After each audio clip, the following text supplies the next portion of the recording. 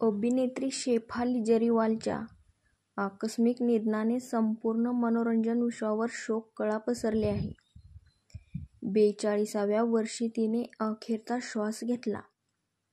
मुंबईत शेफालीच्या पार्थिवावर अंत्यसंस्कार करण्यात आले आहेत.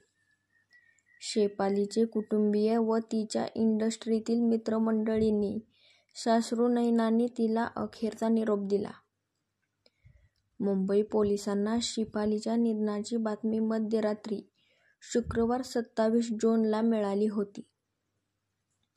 शेफालीला हृदयविकाराचा झटका आल्यावर रात्री तिला तातडीने मुंबईतील बेलव्यू मल्टीस्पेशालिटी रुग्णालयात दाखल करण्यात आलं होतं. मात्र डॉक्टरांनी तिला मृत घोषित केले. यानंतर तिचा मृतदेह शवविच्छेदनासाठी कपूर रुग्णालयात पाठवण्यात आलं होतं. अभिनेत्री मुंबईतील अंधेरी परिसरात राहत होती. तिचा पती व कुटुंबातील अन्य सदस्य तिला रात्री उशिरा रुग्णालयात घेऊन पोहोचले होते आणि त्यानंतर डॉक्टरांनी शेफालीला मृत घोषित केले, असं मुंबई पोलिसांनी त्यांच्या निवेदनात म्हटले आहे. असं वृत्त ANI ने दिले आहे. मुंबई पोलिसांनी ह्या प्रकरणी शेफाली जरीवालचा पती पराग त्यागीसह अन्य 4 जणांचे जबाब नोंदवले आहेत. यात 2 मदतनीस सुरक्षारक्षक यांचाही समावेश आहे. शेफाली जरीवालबद्दल सांगायचं झालं तर तिचा जन्म 15 डिसेंबर 1982 रोजी गुजरातमधील अहमदाबाद येथे झाला होता. अभिनेत्रीने आजवर अनेक शो, चित्रपट तसेच गाण्यांच्या अल्बममध्ये काम केलं आहे. नच बलिये कार्यक्रमात देखील शेफालीने सहभाग घेतला होता. तर बिग बॉस 13 मध्ये अभिनेत्री स्पर्धक म्हणून झळकली होती. 2004 मध्ये शेफालीचं पहिलं लग्न संगीतकार हरमीत सिंग यांच्याशी झालं होतं. या दोघांचा 2009 मध्ये घटस्फोट झाला. त्यानंतर अभिनेत्रीने 2015 मध्ये अभिनेता पराग त्यागीशी लग्न केलं.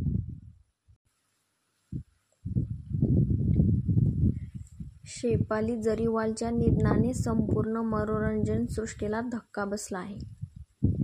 42व्या वर्षी हृदयविकाराच्या झटक्याने तिचं निधन झाल्याचं सांगण्यात येत आहे.